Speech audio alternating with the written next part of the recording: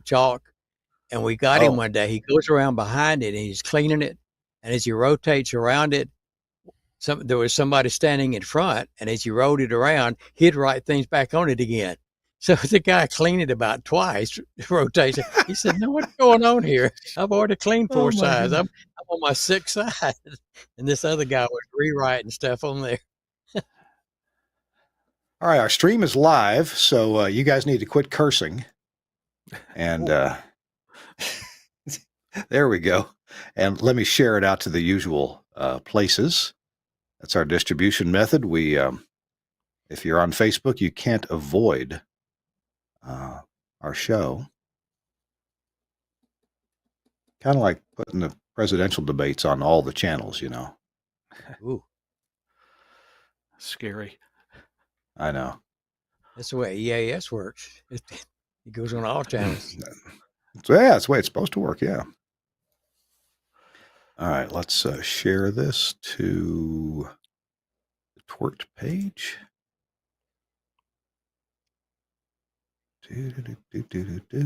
There we go. Share that. And then we're going to share this out to one more place. Let's see. Back to here. A lot of clicking to do to get this done on Facebook. Share this to group. How about the Broadcasting Club? And we'll tag you guys so that your names will show up. Larry Wilkins, there you are, and Frank Giardina is there.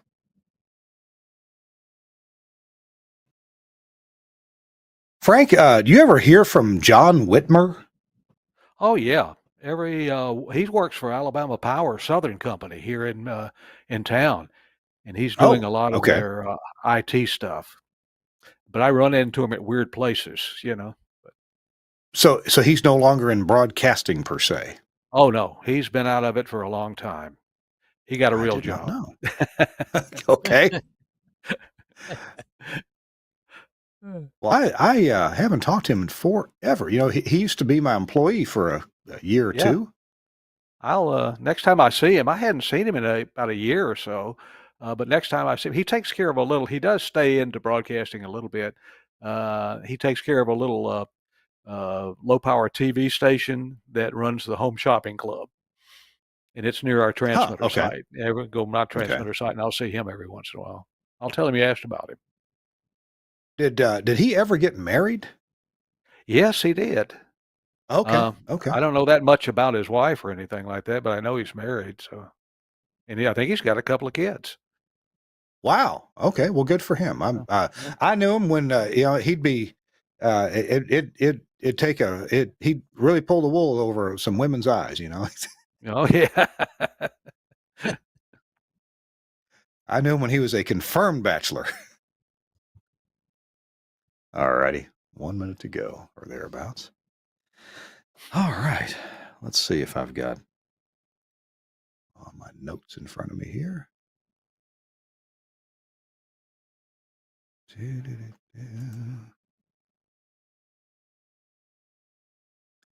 Yeah. And Larry, you sent me a picture. Is that right? Yeah. And I have misplaced it. Yes, you did. And I was that by email or by text? Email. Okay. Oh, there it is. It's called Class Photo. That would be it. Mr. Suncast, I'm going to forward you an email that has one picture with it. And I'm so sorry I didn't get this to you sooner. Something really came up and I messed me up with my workflow. Yes, it's a 2 meg classphoto.jpg. All right. Hey, everybody on the network. We are getting ready to do This Week in Radio Tech. I'm Kirk Harnack, and very glad that you're here. We put this show together quickly, and I'm glad that my guests were able to get their act together quick. I think they've already got their act together. That's probably their secret. So in just a few seconds, we will start today's show. If you're seeing this part of the show, you're watching us live on the network because this part gets cut out for the final published version. I just need to get situated here and make sure my lemonade is ready to go and pens are in place. Put my phone over here on the charger so it doesn't die. Turn the ringer down on the phone. I was expecting a call back, but I guess that's not going to happen, or they're not going to get me for the next hour and 10 minutes. And so we're ready to go. Here we go with episode 680 of This Week in Radio Tech, and we'll start the show in 3, 2. Hey, welcome into This Week in Radio Tech, the show where we talk about everything from that microphone to the light bulb at the top of the tower. And today we're really going to be talking about that. I'm Kirk Harnack, your host. So delighted that you're here for our 680th episode. It is a Thursday when we're doing this live. We do the show almost every Thursday live at 5 Eastern, 4 Central. What's that? 2 Pacific time and 3 in the mountains.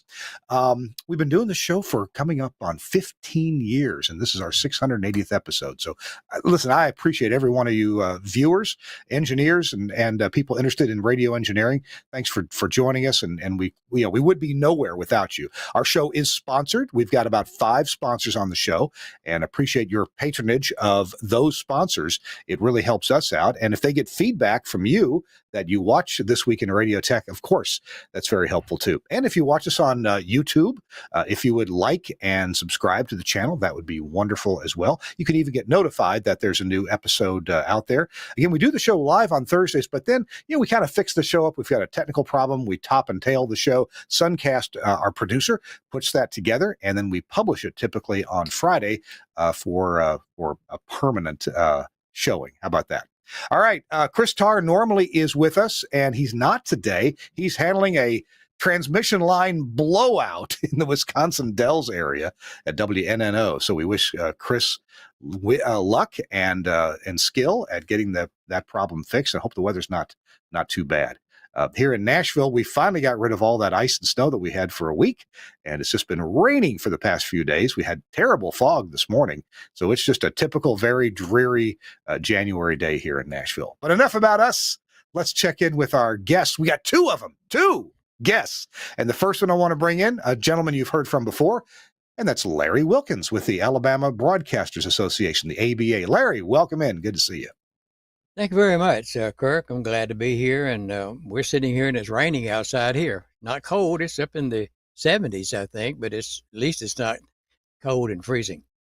Yeah, I agree. We're going to be talking to Larry in a few minutes about this engineering academy, which I think is fabulously interesting, the way they've put this together. We've got a second guest with us, an engineer friend of mine. I was going to say an old engineer friend of mine. I guess you're a couple of years older than I am. Ladies and gentlemen, put your hands together for Frank Giardina. Frank, good to see you, sir. Well, hello. How is everybody doing? I am a little bit older than you, I believe, Kurt. According to my hair, anyway. It's kind of gray, but that's it. And as Larry said, we've got rain here in Birmingham, and it is at least better than the 12 and 8 degree weather we had last week. So. Oh my gosh, that was incredible. Yeah, we got down to 2 here in Nashville on a couple of occasions. Oh, gosh. Frank, I want to chat with you just a sec before we check in with Nautel, one of our sponsors. Frank, it seems like you and I got to know each other a long time ago, maybe I think it may even been right at the beginning of the Rick and Bubba days. Weren't you the engineer at the station that Rick and Bubba do their show from? Yes. Oh, yes. That was a real treat doing that. One of the neat things about the Rick and Bubba show, they have a lot of interesting friends. And one day I was at the station, they were on the air, and I get a call from the front desk, and they said, someone's up to see you. And there was a gentleman up there says, I'm from the FCC. And I said, and he gave me his name, and I can't think of his name right now. Anyway, he said, I'm here to see Rick and Bubba. He said, don't worry, I'm not here to inspect you. I just want to see Rick and Bubba. and I was much relieved. Oh my gosh. What I haven't watched them in so long. Are they still doing their show? And if so, from where? Oh, yes, they're doing it from Summit Media here in Birmingham. They're still in Birmingham. and Okay. I think they're streaming it some online at their website or something like that. But they're characters. They're real Oh, they characters. are. They are. In They fact, really I do some guess. weird. They do some Mhm. weird stuff. They came to Montgomery and we did a remote out at the mall, and they did turkey bowling. They bowled with frozen turkeys. They That's the set it up turkey in the toss. parking lot. The turkey toss, yeah, and they would Oh get my these frozen gosh. turkeys and throw them out Uh-huh. across the parking lot to knock down the pins. Oh my gosh. Gee, Christmas. That's something else. All right. Well, hey, if I want to check up on Rick and Bubba, I guess I could uh, uh, call up Jeff McGinley. Isn't he over at Summit these days in Birmingham? I'm not sure if he is or not. What does he do? Is he on the air? Or? I thought I know Jeff McGinley. I thought he was hired as the director of engineering, either for all of or That's Tom Tom Scott. Scott. Tom McGinley's son. Yeah. Oh, okay. Yeah. Okay. Yeah. Yeah, Jeff McGinley. Yeah, I hope I've got that right. Anyway, Jeff's been on the show before. Hey, gentlemen, we're going to talk about our main topic here in just a minute, and that is this amazing engineering academy, and it is really for engineers young and old. How Frank and Larry put this thing together. Both Frank and Larry are instructors in the academy, coming up in about a month, and in fact. Unless something goes wrong with the plan, we're going to do a TWiRT show from the Engineering Academy at the end of one of the instruction days. In fact, it's going to be a day that's, I believe, heavy on RF or anyway, we'll find out. We'll check that out. Our show This Week in Radio Tech is brought to you in part by Nautel, and they want me to keep you informed on their Transmission Talk Tuesday shows. We've got a quick video clip right here of some great information from Nautel from the Transmission Talk Tuesday. Let's take a look.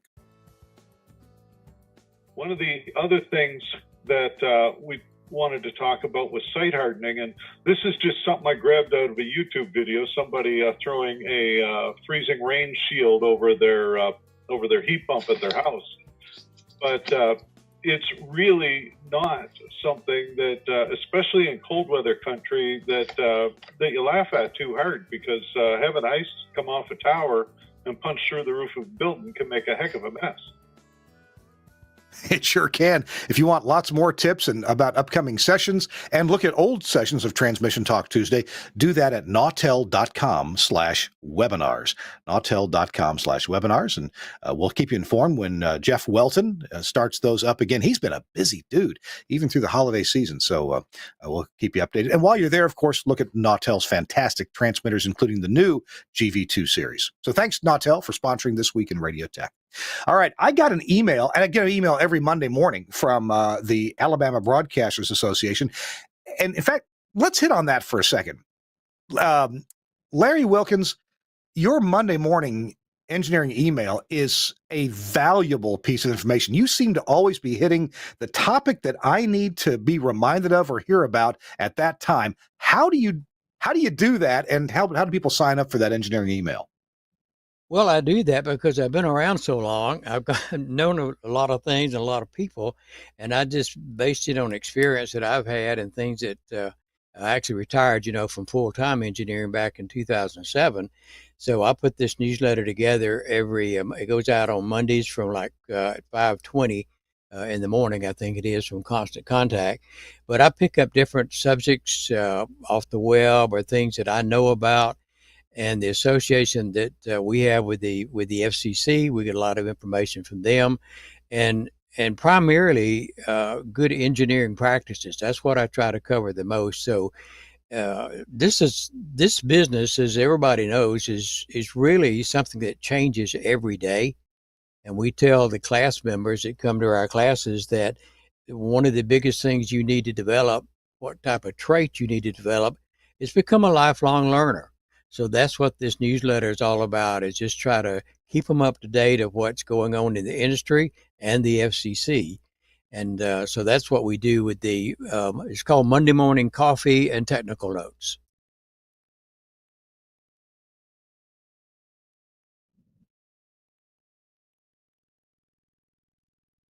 And if you want to sign up for that, where do you go? What's the website, Larry, to sign up for the Monday morning? The website actually is to actually go to Well, we don't really have it on the ABA website. I need to put it on there. I Oh, guess okay. you can just send me an email Okay. at lwilkins at al-ba.com, Yep. and give me your email address, and I'll be glad to add it to it. Right now it's going out to over 700 engineers. I will put that in the show notes, and and let's see, is there a web? Yeah, you can view it as a web page. Tell you what, you know what I'm going to do? I'm going to send that web page in the chat here over to Suncast, our producer. And when you get a chance, Suncast, you might want to see if you can just pop that up so we can have a look and show people what the Monday morning coffee and technical notes looks like. Larry, this is a great service. You just seem to remind me of the things that I need to be thinking about at the right times. It's very topical. Ah, that was fast. Good job, Suncast. This was from this past January 22nd, so from 3 days ago. Right. EAS updates. There's the webinar information. And then here's the Academy information that we're here to talk about today, the whole syllabus of what you're going to be talking about. And then an article about weather issues, FCC. Oh, and then there's always an engineering award. That picture right there. That picture. I always find those things on different sites, and they just and put some little comment about it. Sometimes it's so bad, I just say no comment. So, all right. Well, I wanted to promote that newsletter that comes out every Monday morning early, as you said, about 5:20 in the morning. Good thing to have. And again, I'll put a link in the show notes to that one and to your email address if you don't mind that getting out. Sure. That'd be good. Okay. Well, let's ask Frank for a second. Thinking about the next Engineering Academy that's coming up, Frank, and that's toward the end of February, right? February. What's right. the starting date on that? 26th. The 26th. 26th. Yeah. Mm-hmm. All right. Well, let's say actually, Larry, you teach the first couple of days, don't you? Yeah, it's actually it's a 5-day course, or really 4 days, 1 day for testing. But the first day covers basic electronics, which Frank and I both are firm believers in. People need to understand the basics, what makes this stuff work. And so we go through the basics, like as Frank was talking about. But we start with Ohm law, and really the atom. That's the first screen first slide in our PowerPoint is the atom. We talk about how the atom is put together, because if you don't understand how the atom works, you won't understand how electricity flows. If you don't understand how electricity flows, then you don't know how your transmitter works. So that's how it works together.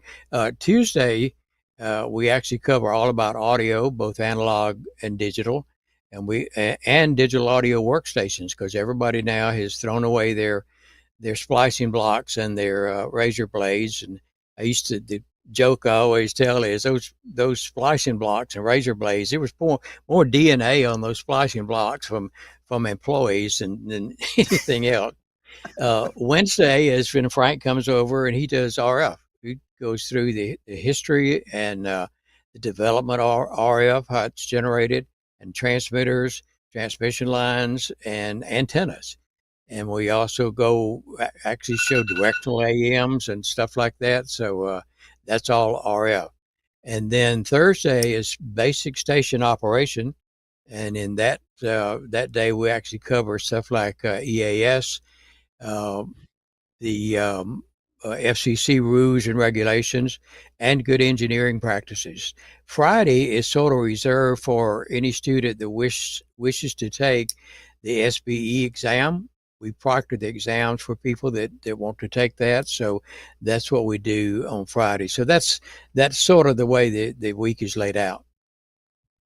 Let me just hang with you then for a minute, Larry. When I first saw this, and I thought, well, on Monday, you're teaching really basic electric theory about resistance and AC and DC, and then resistors and capacitors and inductors. And I'm thinking, well, isn't that boring for us old time engineers like me and you, or are there things that we still need to pick up on so we're all on the same page going forward from that? Well, we thought about that. The course was actually designed back in 2012, and it was actually designed to help bring in a new group of engineers to replace all of us old guys that's aging out. And so we knew that the new guys coming in needed that basic information because they probably didn't know about capacitors and inductors and tubes and stuff that way. So that's why we started it that way. But we noticed that in addition to new people that wanted to get into the broadcast engineering field, we had a lot of seasoned engineers coming in, primarily to learn about new technologies because we teach all the new technologies as well. And so about several years into it, I actually quizzed some of the old guys, the seasoned engineers, that did they feel that was too much basic? Should we take that out? And almost every one of them said, oh no, I really enjoy it because these things I have forgotten. I haven't used them so long, I forgot about them. And it was a good refresher course for me. So we've left it in there. Wow. Okay, good. And it seems like there may be a bit of a divide between the engineers who grew up with tubes and then moved into solid state, and people maybe who have come up just more recently who haven't dealt with tubes. And so you teach both. What would in your teaching, Larry? What would you say is what are some of the biggest differences between teaching about the way tubes work and their role in broadcast gear, and the way solid state transistors and other solid state devices work? What are some of the biggest contrasts? Nothing. What I do Okay. is I teach tube theory, and I actually have of course we have drawings of it inside of a tube, and I actually have a breakaway tube that I actually swung a deal with the tube manufacturer at the NAB one year. They had one sitting on the table taken apart where you could see the grids and the filaments and all that. And so I said, man, I'd love to have one of those.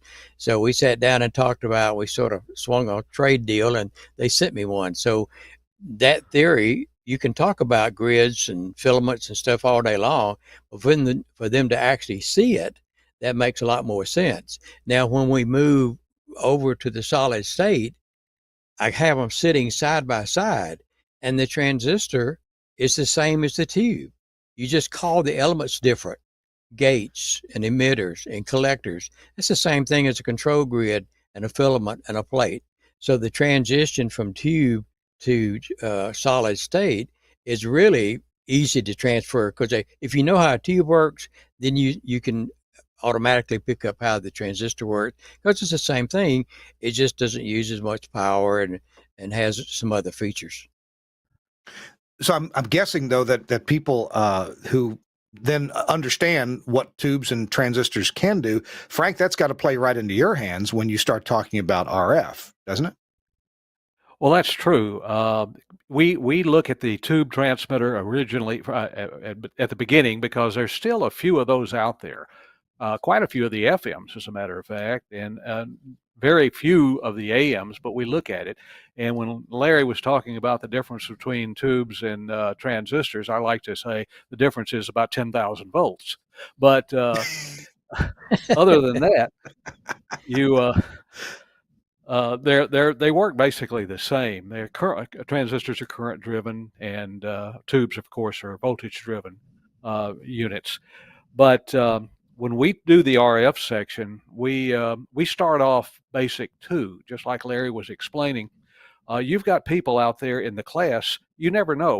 I was surprised when I did the first couple of classes how many seasoned engineers were there, and they're sitting next to people that were IT people that didn't know anything, have never seen a transmitter, never worked with RF or anything like that, or even amplifiers. And so that's why we kind of start off with waves and wavelength, how what the difference is, how to measure them, and we do that first. We did a little history before all that of how radio began. Sarnoff and Marconi and just the beginning of it, and the upcoming stations that people were putting on stations. And I like to say Major Armstrong, we talk quite a bit about him because he had a lot to do with both AM and FM, and how him and Sarnoff got together and really were adversaries quite a bit, because Major Armstrong wanted to put FM on in about the 1930s, and Sarnoff didn't want to because he had all these big monster fancy AM radios that he wanted to sell. But after we do the wave theory, we teach wavelength, a relationship between wavelength and frequency, why you want to know the wavelength, and that kind of plays into the antenna theory when we start with AM. Our first half of the course is on AM. We do that normally in the mornings, and we go through the theory of AM, the difference between AM and FM, and how AM is generated. We show the different types of transmitters. We start with the old low-level modulated transmitters that are no longer in existence anymore.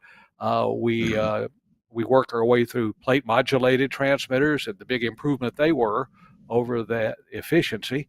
And then we worked into the old pulse width modulation transmitters, the PDMs, like the Gates MW5s and MW50s. And then we work our way on up to the digital transmitters, the new ones now that are, a lot more efficient. So you're talking about the difference of they're about 95 to 99% efficient, and where the old tube transmitters were in the 70s to 80%, or less than that. If they were tubes, it was actually 30% because of the filaments you had to worry about. But then we get into directional antennas. We do just very basic on that. Most people don't, when you tell them that on an AM station that the tower is the antenna, they're amazed by that. And the biggest thing that amazes them on that is it's sitting on a glass insulator or a porcelain insulator. And they're saying, how does it sit there? My daughter is in town. She lives in Trinidad, and her fiance, they flew up a few days ago, and his name is Alistair. And we were driving yesterday by the WSM tower here in Nashville, or in Brentwood, Tennessee. And we pointed out to Alistair, I said, it's been sitting there for 85 years. It weighs a couple thousand tons. And that whole thing is sitting on a couple pieces of ceramic about as tall as you are, Alistair. And it blew his mind. Just couldn't believe it. So, yeah, I'm going to have some more questions for both Larry and Frank. I'm going to want to know when we come back from this commercial break. We'll go through a little bit more of the syllabus, but I want to know what really lights students up. What are they surprised to know? What are they glad to know that I never knew? I never figured that out. So I'd like to know what some of the aha moments are in teaching, because I might have one of those myself. Hey, we're here with Frank Giardina and Larry Wilkins at This Week in Radio Tech. We're talking about the Alabama Broadcasters Association Engineering Academy class that's coming up in about a month, near the end of February. And there's still time to sign up for that. We'll have a link in the show notes, and Larry, I'm sure, will tell us about that in a few minutes. Our show is brought to you in part by Broadcast Bionics. This is another great thing to learn about in broadcasting. It has to do with running stations digitally. And this is, I'm going to talk about their virtual rack product. We've dealt with equipment racks all of our lives as broadcast engineers. And now you can put so much broadcast engineering or broadcast infrastructure equipment into a virtualized environment. What does that mean? Well, it means, here's an audio processor that's not, doesn't have 4 holes to run screws through it and stick it in the rack and plug it in separately. We're going to put an audio processor into a computer. Suncast, if you could pop that web page up of Broadcast there we go. Here's a good slogan: broadcast hardware that isn't hard, rapidly deploy containerized broadcast products. And this is not only from Telos Alliance, my employer. I'm delighted to have a number of virtual products in there, but also products from Sound 4 and from 2WCOM. So there's different containerized broadcast products available. We just had a staff meeting at Telos Alliance this morning, and this came up again and again, the things that you can do with virtual rack. Now, Telos has their own ways of doing things, and you can also spin these up yourself on your own hardware. But I tell you, the Broadcast Bionics people have made this so easy. It's kind of like you get the virtual rack, which is a physical server, and you plug it in and you browse into it, and you've got like an app store of broadcast equipment applications. So you can spin up an audio console or 2 or 3 or 4 of them. You can spin up a broadcast on-air phone system, specifically the Telos VXS. You can spin up the Forza audio processor in this. You can spin up audio processing from Sound 4 and from 2WCOM. If you need a bunch of codecs, for example, you can spin that up with 2WCOM. And all of the heavy-duty background management is done for you, because I got to tell you, containers, Docker containers that run in Linux, in a way, they're simple and cool. In a way, there's a lot going on in the background that needs to get set up. Whole, virtual networks inside the computer and IP addresses and all that kind of stuff. And you can do all that with an easy management console in Virtual Rack. There's 2 different sizes of Virtual Rack that are available. There is a smaller one and a larger one, and each has less or more computing power, and you're given a certain number of, I think they call them application units. So you can spin up, up to the maximum number of application units. You also have facilities for failover. If you want to buy a couple of these Virtual Rack products from Broadcast Bionics, you can get a couple, have automatic failover, just really cool stuff. There's videos. In fact, we're showing that now on the screen. Thanks, Suncast. Videos on the Broadcast Bionics website that you can watch, and Dan McQuillan will explain a lot more about how this works, more than I can explain in 2 minutes, and Dan is an expert at this. Plus, you could go back to last summer and see Dan McQuillan on This Week in Radio Tech, explaining for a full hour how Virtual Rack works and a lot of the advantages and conveniences about doing it. I got to see this demonstrated at the last NAB show. I'm sure we'll see it again at this upcoming NAB show, and people are just loving this product. Virtual Rack from Broadcast Bionics. You should check it out. You can go to their website, bionics.co.uk, or Bionic, singular, bionic.radio. We've got links in the show notes, and you don't have to be a Linux expert to make this work. You browse in, click what you want. You do have to license them separately, of course, from their respective manufacturers, and then away you go. All right. Thanks a lot, Broadcast Bionics, for sponsoring This Week in Radio Tech. I'm Kirk Harnack. It's our 680th episode. Thanks for joining us. And Frank Giardina and Larry Wilkins are with us. Frank, you were mentioning some names there like Sarnoff and Marconi and Armstrong. And I bet you don't let Larry Wilkins leave, because he was contemporary with these famous guys, wasn't he? Me and Larry are close together, so we both know him. Oh, you both are. Oh my gosh. Oh, I don't think so. Somebody asked me one time. They said, "You've been in this business a long time, haven't you?" I said, "Yeah." I said, "The best I can remember, it's been a long time, but I think the first remote I did was I set up a Marty at the parting of the Red Sea." So that's, I guess. Oh my gosh. All right. Well, since Larry's been talking, I want to return to Larry. So I asked this question before the break. What are some of the aha moments? What are some of the things that people seem to be most glad to learn? And go ahead and get specific if you'd like to. You know what? You mentioned the modeling of a tube and what it does, Larry. What are some other things that people go, oh, that's how that works? One of the first ones that caught my attention that people really sit up and take notice of is we talk about the human ear. I actually have a drawing of the inside of a human ear, because I think it's very important for a broadcast engineer, especially when they're working with the processors and everything, to understand how the ear actually works. It's a fabulous piece of machinery that we have, and how the cochlear, if you remember your classes in high school on health classes, there's something called the cochlear in there, and it it's curled up. And if you look up cochlear, it's a Greek word meaning snail. So I guess that's why they call it a cochlear, but it has little hairs in there, and they start at the beginning being real short and respond to the real fast movement of air motions. So that will be the high frequencies, and the further you go back, then it begins to be much longer. And so that type stuff really attracts attention, and we sort of show people how the human ear works and why it's so important to keep that in mind when you're adjusting an audio processor, because it's really my old friend Andrew Shep, who is a, uh, a Grammy-winning mix engineer, always says it's really how you invoke a positive response to the listener. I mean, that's not Mm. about you. It's not about the PD. It's how does the listener respond to what you're broadcasting. So you have to sort of understand how the ear works to understand how to set the processor up, because you can make it sound really, really good, but you can do some adjustments wrong and it will sound terrible. So I think that's one of the things that really most people don't really know, or engineers don't really realize what goes on in the human ear.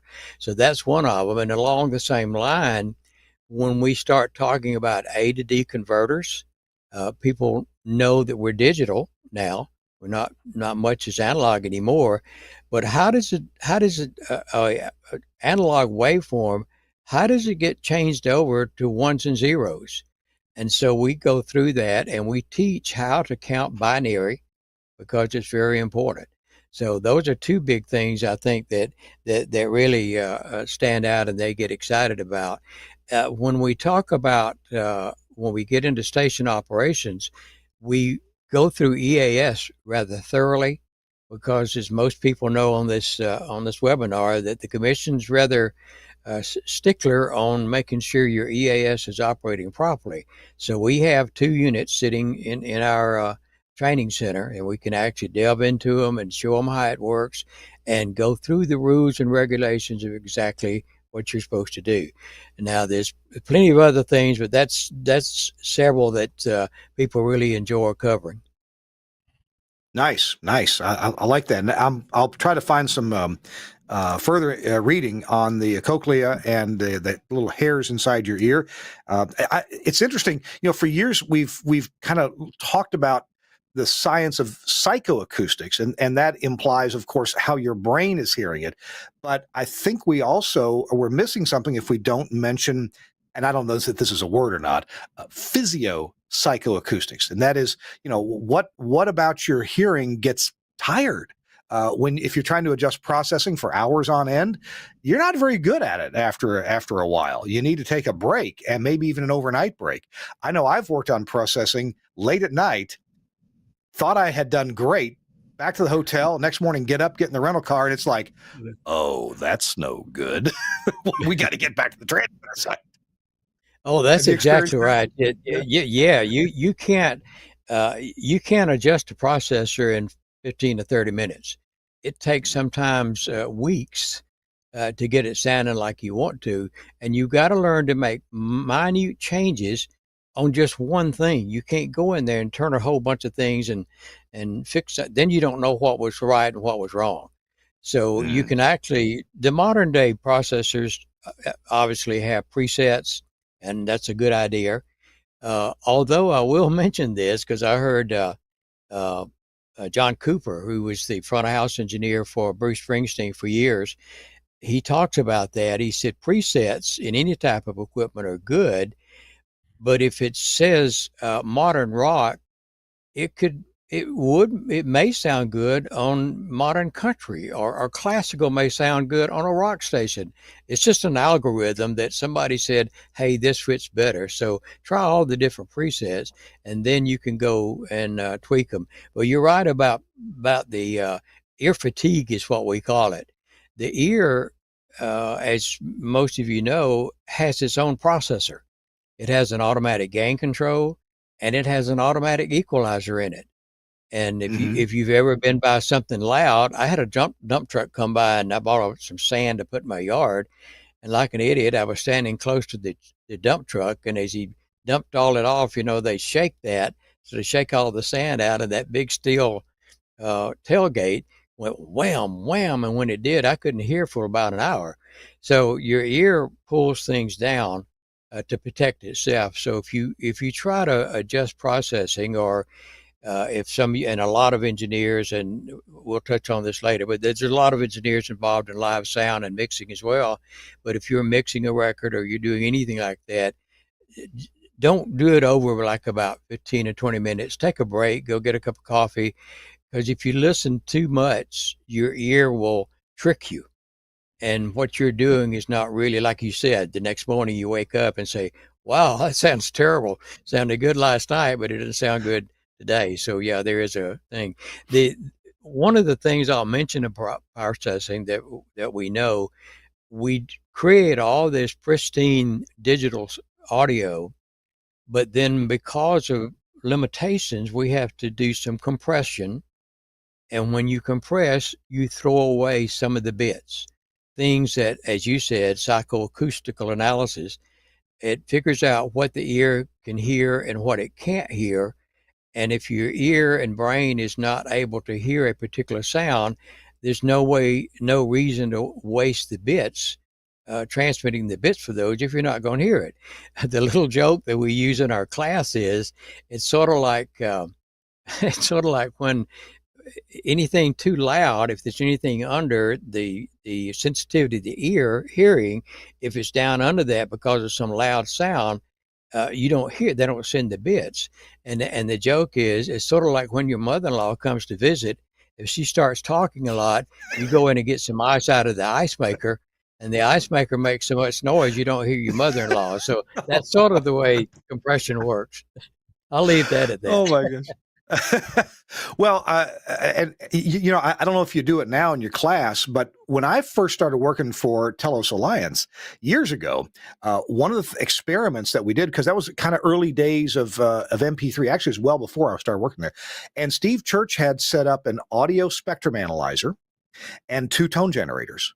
And he made a tone, let's say a kilohertz, and you could see it right there on the spectrum analyzer. And then he had a second oscillator, and he made another tone pretty close to it, like 975 hertz or something like that. And you could see it coming up on the spectrum analyzer, but you couldn't hear it. And he brought it up and brought it up and brought it up, and he brought it up to within about 12 dB below the 1 kilohertz tone, and you still couldn't hear it. He turned off the 1 kilohertz and, oh, there it is, plain as day. But then they turned the 1 kilohertz back on and you couldn't hear it. And then he says, that's what masking is all about. And masking is a real thing. It really is. Now, you might get over aggressive with the masking, and there's ways for that to go wrong, but it's a known phenomenon, and it really works. And I tell you, that visual and audio experiment was so telling. It was just amazing how that worked. So now, hey, let's hear from Frank. Frank, we get into your RF talk, and I'm sure there's some aha moments going on there. What are students mostly surprised at or surprised to learn about? Well, a lot of times they're really surprised over the how it's actually generated and goes across the air. They how does that happen? You know, and why does it? Why do I hear this station here, and why can at night and I can't hear it during the day, for example, on AM? And you have to get into the ionosphere and atmospherics on it. And another one they get amazed. Well, how does this work when I'm hearing an FM station down the road and I can't hear the one in town? Well, then you get back into weather conditions and atmosphere, and they get really surprised about that. Another thing they get surprised about is how directional antennas, and we just go to towers and do the basics on that. And they're amazed that you can actually, and I tell them it's kind of like a balloon. You squeeze one end of it, it goes further out the other end. And they learn it that way. And I said the non-directional is just a big round balloon, but you squeeze it, you got some people over here you want to hit, you squeeze this end of it to shoot it over that way. But and you do that all electrically with phase and power levels. And a lot of things we get in the afternoons when we get into FM and FM antennas. That's another thing they get interested in. First of all, we have to get over the dB hurdle, because explaining the decibel to them sometimes gets a little hairy. That you see them glaze over. But we do that to show them how to determine the power level, the ERP, and how much power it takes to get, say, a 50 kilowatt ERP. And you got the transmission line and a 3-bay antenna or 4-bay antenna, whatever you got. How much power does a transmitter have to have? And we do it with the dB method, and we back it down. And they say, well, why are we subtracting when your antenna has gain? And then you have to explain, and then finally, it's funny when they realize, oh, I see why we have to do that. And that goes over real well with them. And the hands-on. In the afternoon class, we do a lot of hands-on. I have a VNA, and we will show them basically reinforcing Larry's teachings in the mornings for the or in the other classes about components like capacitors and inductors and things like that. We'll pull out an inductor, we'll put it on the VNA and show them as the resistance goes up as the frequency goes up, and the resistance goes down, or the impedance goes down as it goes lower in frequency, and the capacitor is just the opposite. And then we show a resonant circuit. And when they see how a resonant circuit works, they really light up, because on the VNA, you'll see the capacitive reactance go down, the inductive reactance come up, and then the phase shift right in the middle. And I say, you see that line right there where it just automatically just jumps down, the phase line? That's where you're at resonance. And then they get excited about when you tell them how, oh, I could filter a station out with that, or I could do this and make an amplifier. It gets interesting. And then the best part is when we bring out the SDR, software defined radio, and then we put it up on the screen there and tune in different stations and explain to them, oh, look at that. What is that? What is that there? And you're saying that's the pilot signal. Well, why do you have a pilot signal? To take care of the subcarrier. You really don't need the sub, you don't need two sidebands on the subcarrier. You have to explain to them that, but you do have two sidebands, and in fact nowadays, some of the processors don't have it. They'll do single sideband on the subcarriers. Why doesn't that affect the audio? Well, it doesn't, because everything's contained in both sidebands and stuff like that. But they get, and I love the questions when they come up with the questions, because they have some great questions, and that's what drives me, and I'm sure it drives Larry too. When they go into questions, it can steer you off into a different area, but so you have to answer their questions, but then bring them back to where you were, so you don't lose representation on it. Well, and of course, people with your experience, and maybe I could do a bit of this too, but Frank, you and Larry, you understand the context in which they're asking the question, and then you can answer that and steer them right back into where you're going. That's the benefit of a teacher that really knows what they're talking about. Larry, did I hear you wanting to say something? No. Maybe not. Oh, okay. No. Okay. That's the first time we got plenty more to cover. I want to hear some more about the actual process of teaching. I really appreciate these examples, Larry, that both you and Frank have given, and we've got some more minutes to talk about here. I want to remind our guests that at the end of the show, because I forgot to tell them before, because I always forget, we're looking for a tip of the week from each Frank and Larry when we come to the very end of the show, and that'll be in about 15-20 minutes from now. I'm Kirk Harnack. It's This Week in Radio Tech. It's our 680th show, so thank you for supporting us. And our show is brought to you this week in part by Angry Audio, as they always do. Chris isn't here to tell you about Angry Audio mic processing or stream processing, so I'm going to tell you about something that I installed just a few months ago at my station in Oxford, Mississippi, and that's the Angry Audio Guest Gizmo. I love this thing. This will make you look like an expert engineer and an expert carpenter at the same time. That's pretty good when you get to look like two experts in one. And the reason it makes you look good is because the box is squares. If you're looking at the screen, you can see that it comes in a square can, if you will, with this larger top on it, this larger cover. So what you do, you don't have to be an expert with a jigsaw. You just drill a round hole, 2 3/4 inches. Before I drilled my holes, I went down to the local Ace Hardware store and got me a brand new hole saw that cut like butter, as they say, right through the countertop. So I had to make sure it's in the right place. I sure did. And cut this round hole. And once that was cleared, dropped the Guest Gizmo right into that hole, and wow, it just looks so professional, so sweet, so nice. I've shown it on the show before, but it looks like I routed the thing out. It looks so good. Then I ran my cables to it, the power cable and my audio cables, used one of the Studio Hub adapters to go from Ethernet, Cat 5 cable, into a couple of quarter-inch tip ring sleeve connectors to bring the audio in. And in my studio, I didn't have a real need to wire the cough switch, so I didn't do that. But I made it at a later date. It's on a little 3.5 millimeter connector. And this Guest Gizmo is just awesome. It's got the headphone amp built into it. So you just feed it the line level audio from the console for the guest headphones, and they get their own volume adjustment right there. They get all the volume that they want. It's so well designed, and oh my goodness, it's so clean. It just sounds great. I know I'm excited about this thing. I've installed them myself.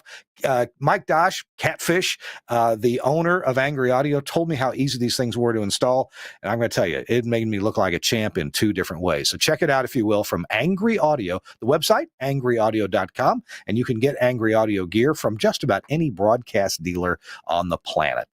Their tentacles are everywhere, all over the world. So check them out. Thanks a lot. Another product that is just so cool that I've heard and played with a bit, and that is from Max Connect. Now, I've talked about Max Connect for years from their Max Connect wireless offering, which they still offer, gives you prioritized cellular data, so your data gets through even when there's lots of people around you having difficulty. So it works great. But this is the Max Connect U192. What does that mean? Well, it's a USB interface, and it samples at 192 kilohertz. That means that it samples plenty fast to give you the full FM baseband. So if you have an audio processor that runs in a computer, like that from Stereo Tool, or like that from Breakaway, or like the one that I'm familiar with, the Omnia SST, you can take this U192 MPX USB sound card, plug it into a USB connection on your computer. It uses the native drivers, not special drivers that might screw up. It's the native Windows basic drivers, but operates at 192 kilohertz. And there you go. It'll create the MPX signal, the analog MPX signal for your FM exciter. So this is the connection between your FM processor running in a computer, which plenty of people are starting to do these days, and your FM exciter.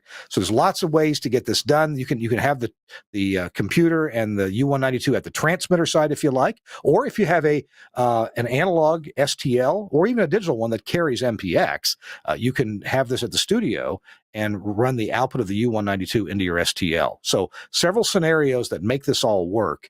And Max Connect has really designed this thing correctly. By the way, they actually designed this in conjunction with Angry Audio. So it's really good quality, high quality power supply, proper grounding throughout. You don't get any extra noise from that. And it's just a wonderful box from Max Connect Wireless. You can check it out at maxconnect.com.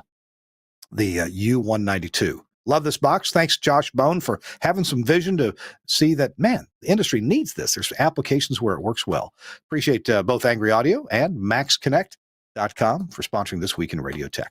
Hey, I'm Kirk Harnack. I'm sorry, Chris Tarr is handling a transmission line blowout today and getting that taken care of. I'm here with Larry Wilkins and Frank Giardina, and we're talking about the Alabama Broadcasters Association Engineering Academy. Now Larry, you've got one for radio. That's the one coming up here at the end of February, but you've got another one later in the year. What's that one about? That's television. We do 2 sessions. Normally we do 2 sessions in the spring and 2 in the fall. We do 1 week for radio and 1 week for television. The classes are similar with the exception of the Wednesday session, which obviously for radio, Frank covers all the radio stuff. And then in the television, the Wednesday session is all about video and television transmitters. So that's coming up in April, I think it is. So we have a lot of television engineers come in for that as well. And we'll be repeating both the radio and the television again next fall.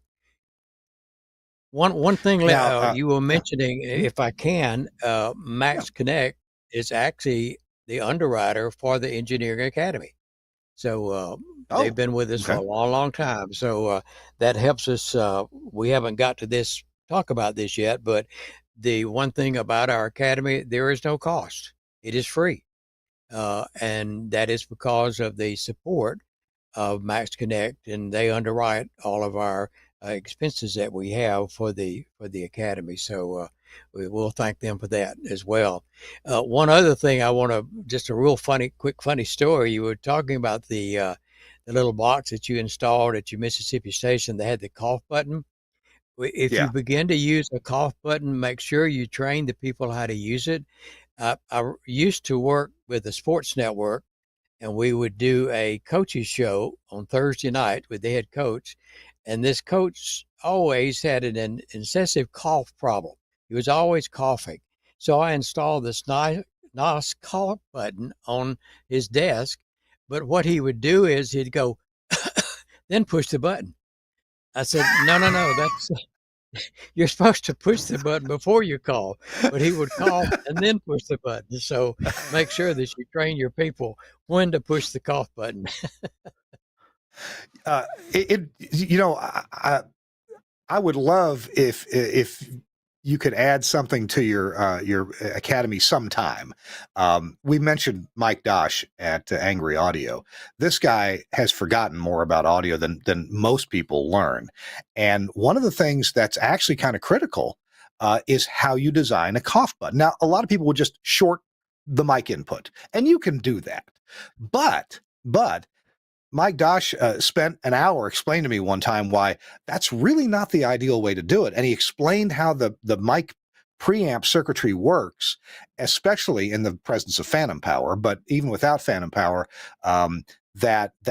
you really need a more sophisticated way to do this than to just short the input.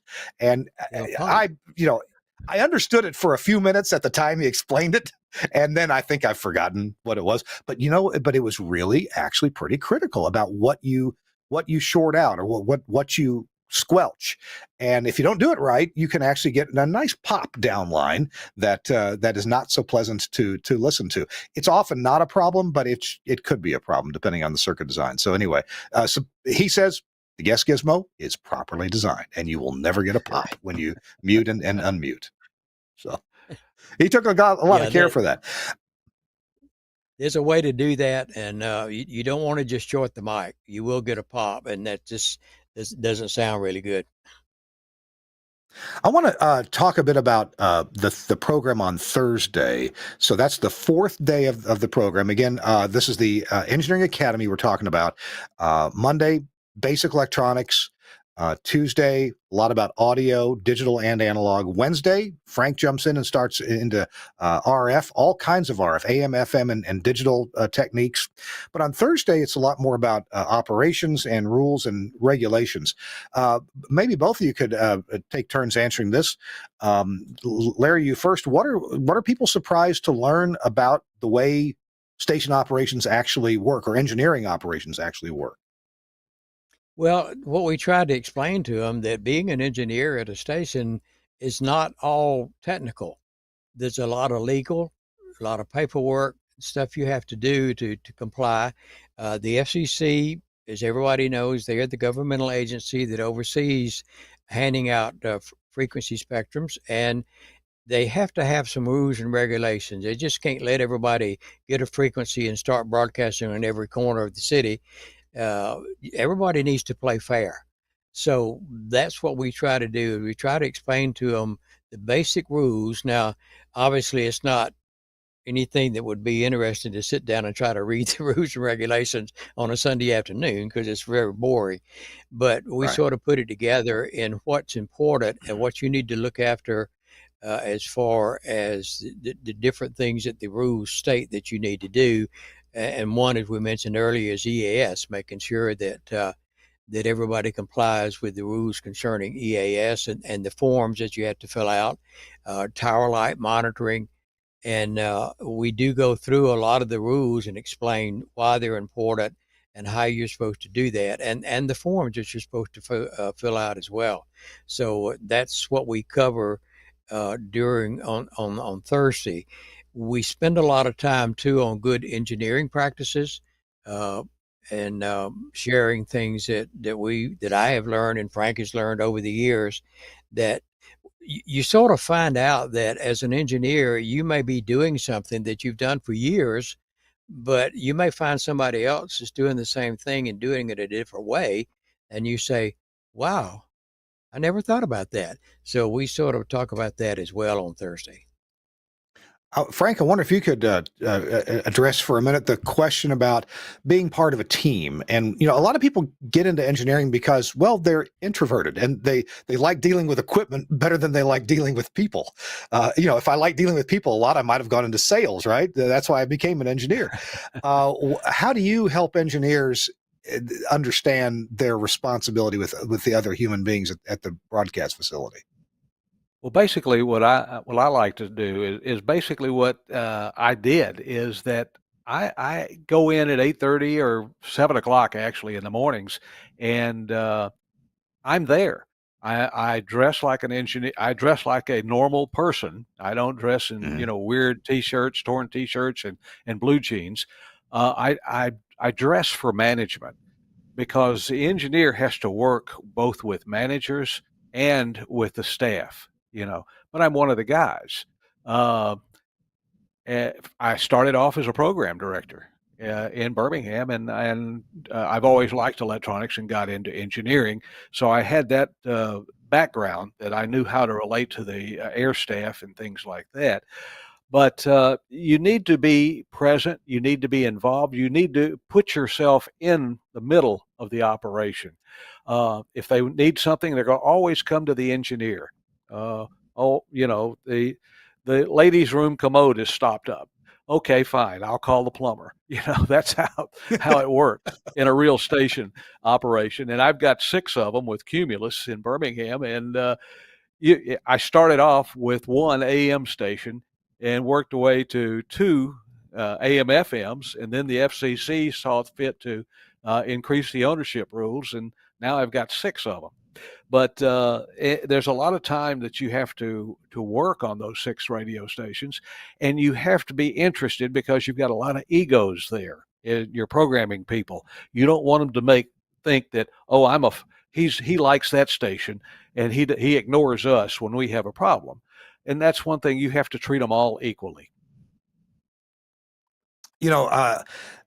Back years ago when I was a full-time contract engineer, I would typically walk in the station, and one of the first things I'd ask either the program director or perhaps the announcer that was on the air at the time, I said, do you have anything in here that's annoying you right now? Your headphones okay? Are there any lights burned out? Back when we had light bulbs, are there any lights burned out on the cart machines or the console? And a lot of these things you could take care of in 20 minutes.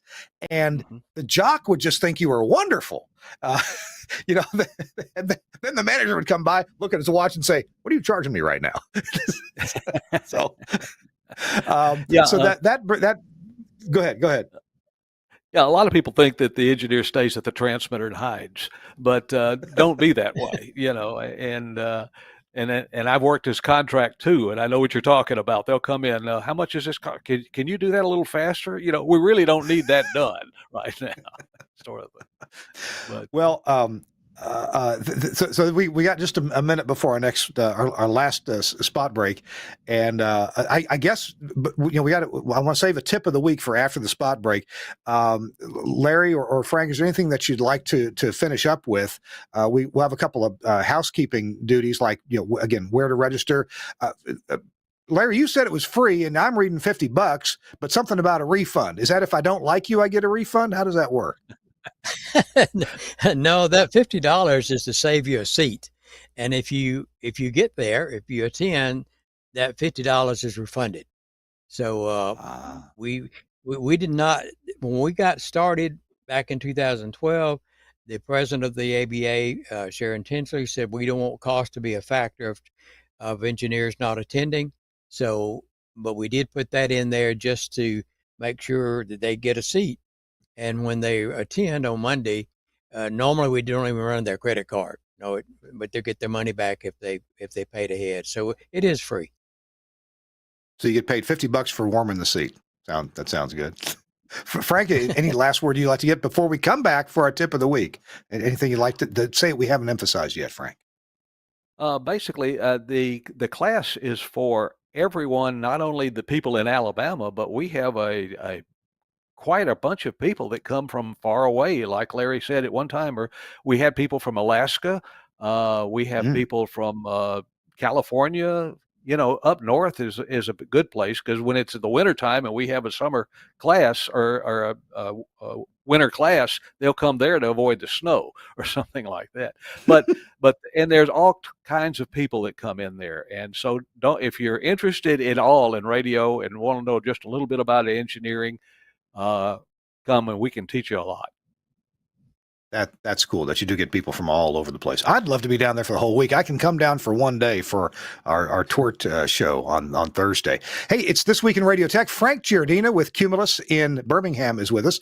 Also, Larry Wilkins with the Alabama Broadcasters Association is with us as well. We're talking about the Engineering Academy coming up at the end of February.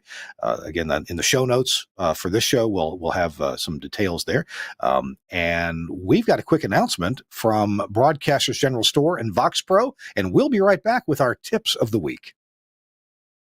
Hey, what's happening? St. John here, coming to you from Command Central, and wanted to tell you about the absolute best partner you can have in radio. I'm talking about, boom, Wheatstone's Vox Pro. Now, a lot of folks have used previous versions of Vox Pro, all awesome, but I want to tell you about some of my favorite new features in 7. And for folks who've never used Vox Pro before, I'm about to tell you why it's an absolute game changer and essential for really fast-paced multi-element radio. Lots of different audio software out there. Why Vox Pro? Because it was designed for radio. It's the only software designed to do what we needed to do, which is record, edit, playback in real time. When I say lightning fast, I'm going to show you how fast you can edit stuff up in Vox Pro right now. So literally 3 clicks on the controller, mark left, mark right, everything that gets marked, you hit delete, it goes away. It's literally that fast. So we're going to take this part right here. Boom. From caller 9 to him saying, I'm ready.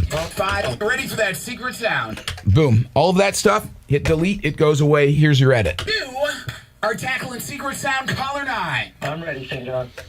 So one of the best features of version 7, this is awesome. It's effects macros, and you can literally put a chain of effects together so that instead of having to normalize a phone bit and then use noise reduction on it and EQ it and all that, you can literally build a chain. One button, this one's called call right here.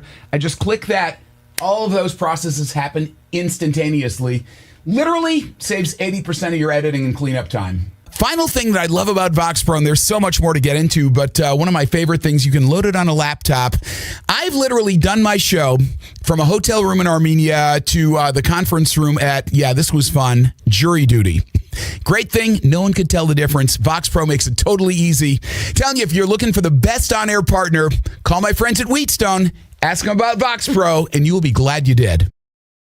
And if you want to get one at a discount, you call Broadcasters General Store. You can call them literally at 352-622-7700. Phone number's on the website, even if I can't remember it right. 352-622-7700, or go to bgs.cc for Broadcasters General Store in Ocala, Florida. They are some awesome people. Love them all, and been dealing with them for years and years. Thanks a lot, BGS and Vox Pro.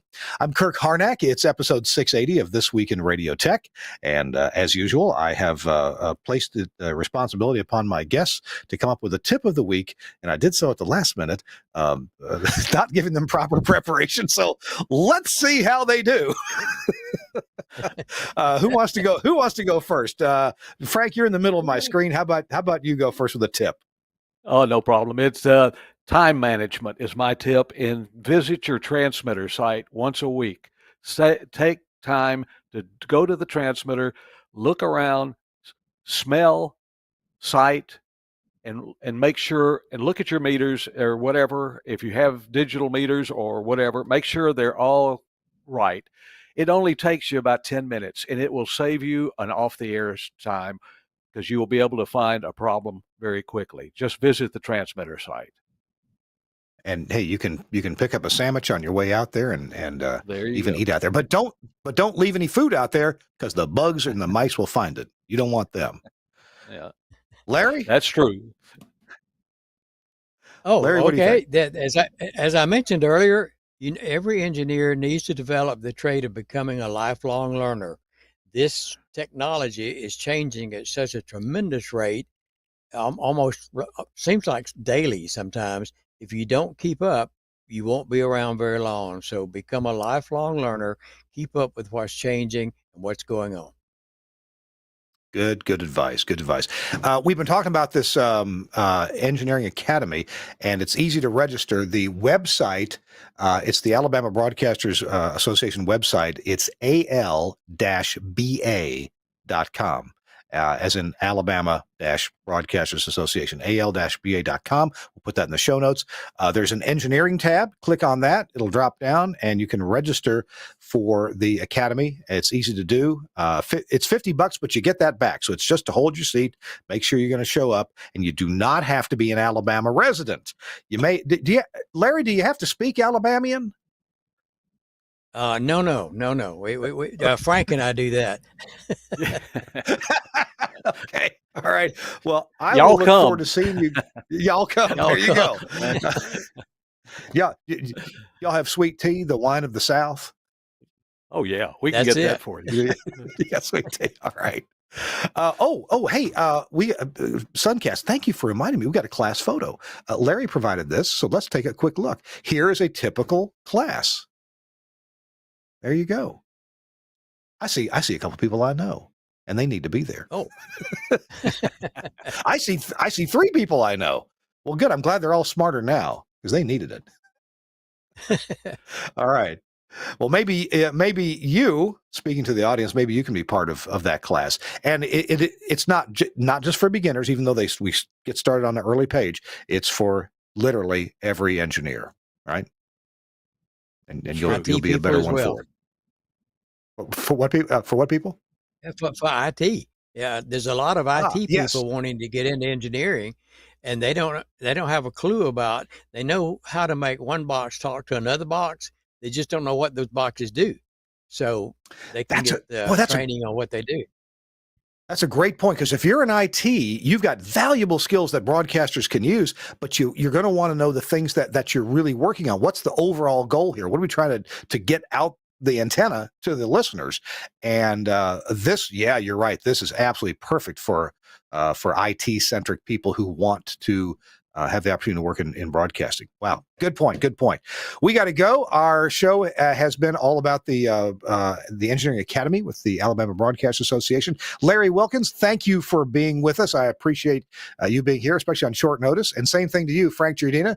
Thank you very much for being with us. It's good to see both of you, and I look forward to seeing you in about a month from now. Sounds good. That'll be good. Appreciate it, Kirk. Big thanks to Suncast, our producer, on the ready as always. Really appreciate your help, Suncast. And we got something new coming along to This Week in Radio Tech. We're going to be publishing kind of little best of segments, the key segments of each show. We're going to start publishing them 2, 3, 4 days after the full show goes. So sometimes, we'd appreciate you watching the full show, but sometimes you may not have time for that. You can watch this is even more reason to tune in to subscribe to our YouTube channel, or subscribe. Make sure you are following us on Facebook or on Twitter, so that you can be informed no matter how this goes. We're also on LinkedIn, by the way, so we'll try to publish these things on all the usual places. And that way, if you haven't got time, if you missed the whole show, you can catch a replay of one of the key parts. And that's going to be starting in February. And I so appreciate Suncast and his ideas for helping make this work. So we're going to try to make it valuable for you and add to your ability to partake of what we talk about here on This Week in Radio Tech. All right, we got to go. We'll see you next week.